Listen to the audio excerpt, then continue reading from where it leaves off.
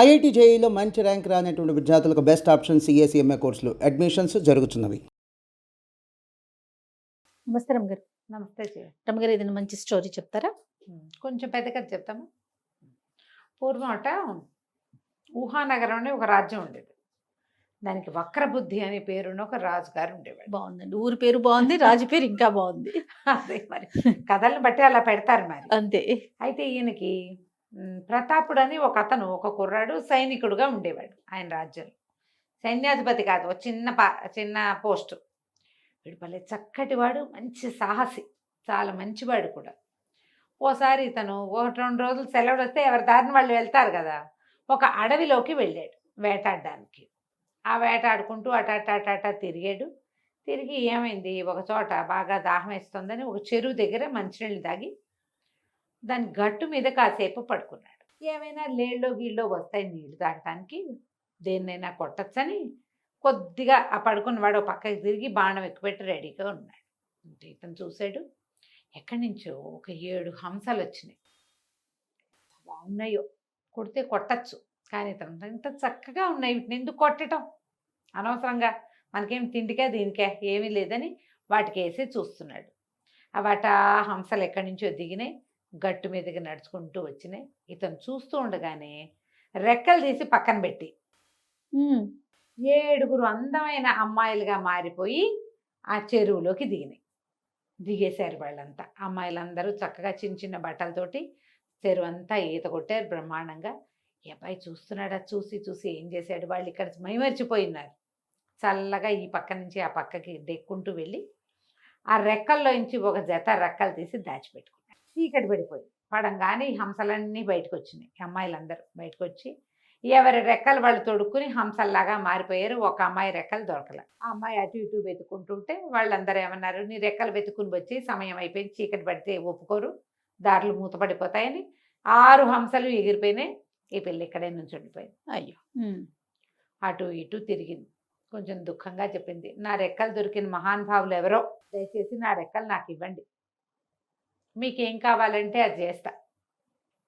పిల్లలు కన్నా తండ్రులైతే నేను కూడా మీ పిల్లని అనుకోండి, ఏ కన్యో అయితే మీ సోదరుని అనుకోండి, ఎవరైనా అవివాహితుడైన యువకుడైతే నేను మిమ్మల్ని పెళ్లి కూడా చేసుకుంటాను, నా రెక్కలు మాత్రం పాడు చేయొద్దు, నా రెక్కలు నాకు ఇవ్వండి.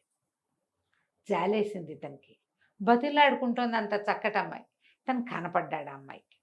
కనపడి అతను అన్నాడు, తీసుకొని రెక్కలు నువ్వు తీసుకొని, నేను బాధ పెట్టినందుకు నన్ను క్షమించు, నువ్వు వెళ్ళిపోతావేమో వెళ్ళిపోమన్నాడు. అనేసరికల్లా అమ్మాయి ఏంది, ఎంత మంచివాడివి, మానవుల్లో ఇంత మంచివాళ్ళు ఇంత చక్కటి వాళ్ళు ఉంటారా, మానవులు ప్రమాదకారులని మా ఊళ్ళల్లో చెప్పుకుంటారు అన్నది. అనేసరికల్లా ఇతను అన్నాడు, అందరూ నా ఉంటారు ఇలాగా, అంత నచ్చితే పెళ్లి చేసుకోవచ్చుగా పోనీ నన్ను అన్నాడు. అనేసరికి ఆవిడ నవ్వింది, నేను మాట ఇచ్చాను ముందేనని మెడలో ఉన్న నవరత్నాల మాల తీసి అతని మెడలో వేసింది. నేను అన్నాను ముందే, అవివాహితుడైన వాడైతే వివాహం చేసుకుంటాను అని, నా రెక్కలు పాడైతే ఇంకా నాకు జీవితమే లేదు, అవి ఉంటే నేను ఎప్పటికైనా కొంతకాలానికి మా ఇంటికి వెళ్ళగలుగుతాను అని చెప్పింది. ఆ రెక్కలు దాచిపెట్టుకుంది. అతనితో పాటు అతని ఇంటికి వచ్చేసి వాళ్ళకు కూడా లోకంలో తెలిసిపోయింది, మానవుడు ఎవరికో మా తమ చెల్లెలు దొరికేసింది అని. ఇక అతను అమ్మాయితో పాటు ఇంటికి తీసుకొచ్చుకున్నాడు. చిన్న సామాన్యమైన కుటుంబం, పర్వాలేదు. కానీ ఎప్పుడైతే ఈ అమ్మాయి ఇతనితో పాటు ఒక అందమైన అమ్మాయి, చక్కగా మంచి బట్టలతోటి దేవతా స్త్రీలాగా ఉన్న అమ్మాయి వచ్చిందో ఊరంతా చెప్పుకున్నారు. బాగా చెప్పుకుని రాజుగారి దాకా పోయింది. రాజుగారు పిలిచాడు, ఏమిటో మీ ఆవిడ చాలా అందగత్తట, అంత చక్కటి అమ్మాయిని ఎట్లా సంపాదించాబోయ్ ఏమిటో అని అడిగాడు. అడిగితే నా భార్య ఒక దేవతా స్త్రీ అండి, ఇలాగా హంస రెక్కలు ఉన్నాయి వాళ్ళకి, నేను ఆ రెక్కలు సంగ్రహించడం వల్ల ఆమె నాతో వచ్చింది అని చెప్పేసరికి ఆ వక్రబుద్ధి రాజుగారికి చాలా ఆశ పుట్టింది. ఆ దేవతా స్త్రీ ఏదో మన దగ్గర ఉండకూడదు, వీడిని ఏమైనా చేస్తే ఆవిడ చచ్చినట్టు ఉంటుంది. ఇక్కడ మానవుల జీవితం ఎన్నాళ్ళు, కొంతకాలం అన్నాళ్ళు ఉంటుంది గ్యారంటీగా, వాడు లేకపోతే వాడు మన దగ్గర ఉంటుంది. ముందు చంపేసామనుకో దానికి కోపం వస్తుందేమో, అందుకని ఏమన్నాడు, సరే మంచి మాటేను అని ఏవో బహుమతులు ఇచ్చాడు, ఒక మంచి ఇల్లు ఏర్పరిచాడు, దేవతా స్త్రీ వచ్చింది భూలోకానికని పంపించేసాడు. పంపించేసి కొద్ది రోజులు పోయాక ఇతన్ని పిలిచాడు. అబ్బాయి 7 సప్త సముద్రాలు దాటిన తర్వాత ఒక పెద్ద కొండ వస్తుంది, సప్త సముద్రాల తర్వాత ఉండే కొండ మీద ఒక చివరి శిఖరం మీద ఒక పెద్ద భవనం ఉంది. అందులో చిత్రాంగుడు అనే ఒక యక్షుడు ఉన్నాడు. వాడు 9 అంగుళాల మనిషి, 90 గజాల పిలక ఉన్నాయి వాడికి. 9 అంగుళాల ఇంతే అదే ఉంటాడు అదే వాడు. కానీ 90 గజాలు 90 గజాల పిలక ఉంది వాడికి. బాగుంది. యక్షుడు మహాశక్తిమంతుడు. వాడి దగ్గర ఒక భూతం ఉంది, అదృశ్య సేవకి దాని పేరు. ఓ కథలో తెలుసుకున్నాను. నువ్వు పోయి ఆ శక్తిని స్వాధీనం చేసి పట్టుకురా, నిన్ను సైన్యాధిపతిని చేస్తా అని చెప్పాడు. ఇప్పుడు నేను వెళ్ళానండి, నా చేత కాదండి అనడానికి వీలు లేదు. దేవతాస్త్రీని భారీగా పొందున్నాడు ఇతను. పైగా ఇతడు సాహసి కూడా కొంచెం. సరే వెళ్ళాడు, ఇంటికి వెళ్ళిపోయాడు. ఇంటికి వెళ్ళి భార్యకి చెప్తే భార్య అంది, ఏదేం పెద్ద విషయం కాదు, నేను వచ్చి చాలా రోజులైంది, మా అమ్మ అక్కయ్యలు అందరూ బెంగపెట్టుకుని ఉంటారు, నువ్వు నా మాట విను, నేను ఒక వెండి బంతి ఇస్తాను, ఈ బంతి పట్టుకెళ్ళు, మా లోకంలో కనుక ఈ బంతిని చూపిస్తే, బంతిని వేస్తే మా వాళ్ళకి తెలుస్తుంది, నీ మెడలో ఉన్న వస్తువుని బట్టి నవగ్రహాల నవరత్నాల మాల ఉంది కదా, మాలను బట్టి వాళ్ళు నిన్ను గుర్తుపడతారు, మా అమ్మ దీనికి ఏమైనా సహాయం చేస్తుంది నీకు అని చెప్పింది. వీళ్ళు ఒక రకమైన దేవత జాతులు వాళ్ళు.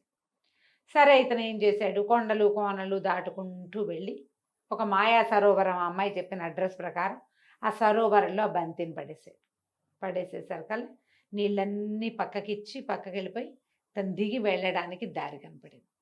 అతను ఆ దారి వెంబడి పాతాళ లోకం వైపుకి నడుచుకుంటూ వెళ్ళాడు. వెళ్ళగా వెళ్ళగా వెళ్ళగా ఓ ఉద్యానవనాలు అవి ఇవి వచ్చినాయి. ఈ యువకుడిని చూసి అమ్మో మానవుడు అని కొంతమంది అటు ఇటు వెళ్ళిపోయారు, కానీ ఒకళ్ళిద్దరు మెళ్ళో మాల చూసి గుర్తుపట్టి ఇతను అత్తగారి దగ్గరికి తీసుకుపోయారు. ఆవిడ ఈ మెళ్ళో ఉన్న వస్తువుని చూసి వాళ్ళ అమ్మాయి ఒక ఉత్తరం రాసిచ్చింది. అది చదువుకుని, అయ్యా నువ్వు చాలా మంచివాడివి, మా అమ్మాయి ఉత్తరం రాసింది, నేను నన్ను వదిలేయండి అని అడిగినందుకే నా భర్త నాకు ఉడుపులు ఇచ్చేస్తానన్నాడు, ఇంకొకడైతే హంసరెక్కలు దొరికితే ఎంతైనా చెయ్యొచ్చు, నేను అతన్ని వెలచి వివాహం చేసుకున్నాను, ఇతను చాలా ఉత్తముడు, మానవోత్తముడు, కాబట్టి ఇతనికి ఏదైనా సహాయం చెయ్యి, అతను అడిగింది చేయమని కూతురు ఉత్తరం రాసింది. ఆవిడ చాలా సంతోషించింది. చాలా బాగుందని ఏం చేసింది, తమ లోకంలో ఉన్న అన్ని రకాల జంతుజాలాల్ని పిలిచింది. అందరు వచ్చారు. ఎవరికైనా ఈ సప్త సముద్రాల తర్వాత ఉన్నటువంటి ఈ కొండ మీద ఉన్న, కొస మీద, శిఖరం మీద ఉన్న చిత్రాంగుడు తెలుసా, ఆ లోకం తెలుసా, ఆ యక్షలోకం అంటే మాకు తెలియదు అన్నారు. అయితే వచ్చిన జనాల్లో ఒక కుంటి కప్ప కాలు కుంటిది ఎగురుకుంటూ వచ్చింది. మామూలుగా ఎగట్ల కుంటిగా ఎగురుతుంది. అది నాకు తెలుసు, నేను ఇదివరకు వెళ్ళాను, మా అమ్మ తాత వాళ్ళు అంతా కూడా వెళ్తుండే వాళ్ళు అక్కడికి అని చెప్పింది. చెప్పంగానే ఆవిడేమంది, నువ్వు మా నల్లుడు గారిని, ఈ ప్రతాపుడిని తీసుకెళ్ళి అక్కడికి తీసుకెళ్ళి ఆ పని ఏదో పూర్తి చేయించి తీసుకురా. సరే ప్రతాపుడు కుంటికప్ప ఇద్దరు బయలుదేరారు. ఈవిడేదో ఒక సాధనం ఇచ్చింది సప్త సముద్రాలు దాటడానికి. సముద్రాలు దాటారు. కప్ప ఎలాగో నీళ్ళలో తిరుగుతుంది కదా, కొండెక్కారు. కొండెక్కితే ఆ కొండ బాగా పైకి ఎక్కి ఆ శిఖరాల మీదకి ఎక్కేసరికల్లా ఒక కోట కనపడింది. ఆ కప్ప ఏం చెప్పిందంటే, నేను బయటే ఉంటా, నేను లోపలికి రాలేను, నువ్వు లోపలికి వెళ్ళు, చూద్దాం. చీకటి కోణం, అది ఎటు నడుస్తున్నాడు ఏమిటో తెలీదు. ఈ కొండంతా ఎక్కారా, ఆ శిఖరం ఎక్కేసరికల్లా ఆయాసం రాదు. అతను మెల్లిగా తడుకుంటూ లోపలికి వెళ్ళాడు. ఎవ్వరూ తగలటల్లా, మనుషులు ఉన్నట్టుగా లేదు, అక్కడ ఏమీ లేదు. ఆ చీకటి కోణం లోపలికి వెళ్ళి సరే స్తంభాలు అవి ఇవి తగులుతున్నాయి చేతులకి. కొద్దిగా కాసేపటి కళ్ళు అలవాటు పడతాయి కదా, ఒక స్తంభాల చాటున కూలబడ్డాడు. ఆ ఆయాసం వచ్చేస్తుంది. ఈ ఆయాసం అణిగే సమయానికి ఢామ్మని వాకిలి తలుపులు తెరుచుకున్నాయి. ఆ బయట ఒకడు నిలబడి ఉన్నాడు. వాడి 9 అంగుళాలు ఉండి పెద్ద పిలకుంది. వాడికి పెద్ద కేకలు పెడుతున్నాడు, అదృశ్య సేవకి అని. అనంగానే టకటక దీపాలు వెలిగిపోయినాయి లోపల. ప్రతాపుడు తను కనపడతాడు, కబుక్కున్న స్తంభం వెనకాల దాక్కున్నాడు.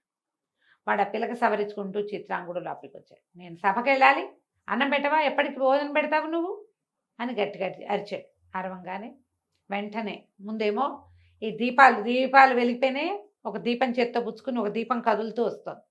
ఇతనికి ఒక కలశం ముందు కాళ్ళు కడుక్కోవడానికి నీళ్లు, కాళ్ళు కడుక్కున్నాడు. ఆ తర్వాత ఇతను లోపల నడిచొస్తుంటే ఒక పెద్ద ఆకు, దాని నిండా ఆహార పదార్థాలు, పక్కన ఒక విసనకర్ర ఇట్లా విసురుతూ కనపడుతోంది. మనుషులు కనిపించట్లా. ఈ కూర్చున్నాడు ఈ చిత్రాంగుడు. చకా చకా చకా భోజనం చేసాడు. భోజనం చేసి నేను వెళ్ళొస్తాను అని వెళ్ళిపోయాడు. వెంటనే మొత్తం దీపాలన్నీ ఆరిపోయిన చీకటి కోణం. ఈ ప్రతాపుడు బాగా ఆలోచించి అదృశ్య సేవకి కొంచెం దీపాలు వెలిగించమ్మా అన్నాడు. అనగానే మళ్ళీ దీపాలు వెలిగినాయి. ఓ. ఎవరు చెప్పినా వింటుంది అది. ఉమ్. అదృశ్య సేవకి ఆకలిస్తుంది, అన్నం పెడతావా అన్నాడు. అనగానే ఒక ఆకు టపా సామాన్లు అన్నీ వచ్చేసినాయి. వచ్చేసాక ఇతను ఆకు దగ్గర కూర్చుని అదృశ్య సేవకి చిత్రాంగుడు భోజనం చేసి వెళ్ళాడు కానీ నువ్వు తినలేదుగా, నువ్వు కూడా వచ్చి కూర్చో భోజనం చేద్దు కానీ అన్నాడు. అనేసరికి ఆ అదృశ్య సేవకు అప్పుడు అతనికి కనపడాడు. ఇంత మంచివాడివి, ఎన్ని సంవత్సరాలుగా సేవిస్తున్నానో ఒక్కనాడు ఇంత మృదువైన మాట నేను వినలేదు. నన్ను తినమని ఏనాడు అతను చెప్పల. ఉమ్. ఒక్కసారి కూడా నువ్వు తిన్నావా అని అడగలేదు, నువ్వు తిను అనలేదు. నువ్వు చాలా మంచివాడివి అంటే సరే మరి నాతో రా, నాతో వచ్చేయి అయితే అన్నాడు. అనేసరికల్లా ఆ సేవకి ఏం చెప్పిందంటే నేను అలా రాలేను, ఉమ్. నన్ను ఆజ్ఞాపిస్తేనే చేస్తా, నన్ను ఆజ్ఞాపిస్తే వస్తాను నీతోటి. సరే అన్నం తినన్నాడు. ఆ భూతం కూడా కూర్చుని భోజనం చేసింది. దాని భోజనం ఇంతంతా ఇతనికి అన్ని పెట్టింది, చక్కగా తిన్నాడు. అప్పుడు లేచాక అదృశ్య సేవకి ఇది వదిలేసి నా వెనకాల రా మా ఇంటికి నాతో పాటు అనగానే సరే అని వెనకాల పడి వచ్చేసి బయటకు వచ్చాక కుంటికప్ప కింద ఉంచింది కొండ కింద. అదే అక్కడికి ఎక్కాడు కదా ఇతను. అక్కడికి వెళ్ళాక ఇతను నాకు ఈ కుంటికప్ప నా ప్రాణ స్నేహితుడు, ఇంత దూరం ఇతన్ని తీసుకొచ్చాడు, ఇతను కుంటితనాన్ని పోగొట్టవా అని అడిగాడు. అడగగానే కాలు కుంటిపోయింది దానికి, ఆ కప్పకి చేసేసింది, అది ఏమైనా చేయగలదు. ఈ కథ అంతా నడుస్తుంటే అక్కడ ఏమైంది, ఈ ప్రతాపుడిని ఇక్కడికి పంపించాడు కదా వక్రబుద్ధి, ప్రతాపుడు భార్య ఒకతేగా ఉంది. ఉమ్. ఆమె దగ్గరికి వెళ్ళి నీ భర్తకి రాడు, నేను ఈ దేశాన్ని వెళ్ళే రాజుని, నువ్వు ఒక సైనికుడితో వచ్చావు, నన్ను పెళ్లి చేసుకో, నాతో పాటు ఉండమని అడిగాడు. ఆవిడ ఏం చేసింది, పిచ్చి వేషాలు ఇస్తే చంపేస్తాను, నేను ఎవరనుకుంటున్నావు, మానవుడిని వలిచి వచ్చానంటే నా దేవతా శక్తులు వదిలిపెట్టుకుని రాలేదు, అతను మంచితనానికి వచ్చాను, నాతో పిచ్చి పిచ్చి వేషాలు వేసామంటే చంపేస్తాను. భయం వేసింది ఇతనికి, తగ్గిపోయాడు. కానీ ఆమెను బలవంతం చేసే సాహసం లేదు. కానీ ఏం చేశాడు, ఒక ఒంటి స్తంభం మేడ కట్టి అందులోకి ఆమెను ప్రవేశపెట్టాడు, బంధించేశాడు అనమాట లోపల. ఆ బంధనంలోనే లోపల ఉండిపోయింది. ఇప్పుడు ఇతను ఏం చేశాడు, ప్రతాపుడు ఈ కుంటి కప్పని తీసుకుని ఈ అదృశ్య సేవకుని వెంట పెట్టుకుని మా అత్తగారింటికి తీసుకెళ్ళన్నాడు. ముందు ఆ కప్పని తీసుకెళ్ళి అక్కడ దిగబిడిచి అత్తగారికి చాలా థ్యాంక్స్ చెప్పాడు. ఇలా ఇలా జరిగిందంటే ఆవిడ చెప్పింది, అవునాయన నీ మంచితనమే నీకు శ్రీరామ రక్ష, నువ్వు మంచివాడు అవటం వల్లే మా అమ్మాయి నిన్ను పెళ్లి చేసుకుంది, నువ్వు మంచివాడు అవటం వల్లే ఈ అదృశ్య సేవకి నీతో పాటు వచ్చింది, ఈమెను తీసుకుని వెళ్ళు అని చెప్పి ఈయన ప్రతాపుడు ఏం చేశాడు, ఈ అదృశ్య సేవక భూతాన్ని వెంబడబెట్టుకుని సొంత ఊరికి వెళ్ళిపోయాడు. ఇంట్లో చూస్తే భార్య లేదు. ఇతను రాజుగారి దగ్గరికి వెళ్ళాడు. వెళ్ళేసరికల్లా రాజు ఆశ్చర్యపడి వీడు వస్తాడని ఊహించలేదు. మరి ఇతను చూసేసరికల్లా అతను హడిలిపోయి నేను నీ భార్యని సొంతం చేసుకోవడం కోసం నేను పంపించాను, నువ్వు ఇప్పుడు సైన్యాధిపతి అవ్వాలంటే నువ్వు అమ్మాయి నాకు స్వాధీనం చేయమనేసరికి అతను గట్టిగా ఒప్పుకోలేదు. ఈ లోపల అదృశ్య సేవకి ఏం చేస్తుంది, జనం అంతా ఇతని మీదకి వచ్చారు. రాజుగారు ఇతను బంధించమంటున్నాడు. అందరినీ లైన్లో పెట్టింది. రాజును తీసుకెళ్ళి ఒక పెద్ద బురదగుంటుంటే అందులో కుక్కేసింది. ఈ మంత్రులు వాళ్ళు నిర్ఘాంతపోయారు, ఏమిటయ్యా ఇదేం జరుగుతోందన్న. అయితే ప్రతాపుడు చెప్పాడు, ఈయన ఒక అదృశ్య సేవకి భూతాన్ని తెమ్మన్నాడు, నేను ఆ భూతాన్ని వెంబడి పెట్టుకొచ్చాను, నా భార్యని ఇది చేయడం కోసం చేశాడు ఇంత పని, ఆమెను మానవరాలుగా ఎంచకూడదు, ఆమె దేవతా స్త్రీ అని ముందే చెప్పాను, ఆమె సహాయంతో ఈ భూతాన్ని పట్టుకొచ్చుకున్నాను నేను అనేసరికి మంత్రులు ముగ్గురు అన్నారు, బాబు ఎందుకు వచ్చింది, రాజుగారిని ఎటాగో బురదలో కుక్కేసింది మీ భూతం, హాయిగా నువ్వే రాజు బాబు, నీకు ఇంత సాహసివి, రాజ్యానికి కావాల్సింది ఏదైనా నువ్వు చేయగలవు, నువ్వే రాజ్యాన్ని తీసుకోమన్నారు. ఇక మిగిలిన వాళ్ళకి ఎవరికి మాట్లాడడానికి కూడా ఏం లేదు. సరే ఇతను ఏం చేశాడు, నా భార్య ఎక్కడుందంటే ఆవిడ ఎక్కడో పైన పెట్టారు, ఆవిడని విడిపించుకుని తెచ్చుకున్నాడు. ఇతను ఎప్పటికీ రాజ్యానికి రాజుగానే ఉన్నాడు. అతనికి ఏదైనా అవసరమైతే శత్రువులు లేరు, ఏం లేరు. ఎందుకంటే ఈ అదృశ్య సేవకుంది 1000 మంది వచ్చినా వాళ్ళందరినీ మడతపెట్టి బురదలో కుక్కేయగలదు అది. కానీ అతనితో పాటే ఉంటూ చాలా సంవత్సరాల పాటు ఆ రాజ్యానికి రాజుగా ప్రతాపుడు, అతని భార్య రాణిగా ఉండి ఆ రాజ్యాన్ని పాలించుకుంటూ ఉన్నారు. కథ కంచికి మనం ఇంటికి. బాగుంది. మనకు కూడా దొరికితే బాగుండు కదా. చాలా బాగుంటాం గారు. నమస్తే అండి. నమస్తే.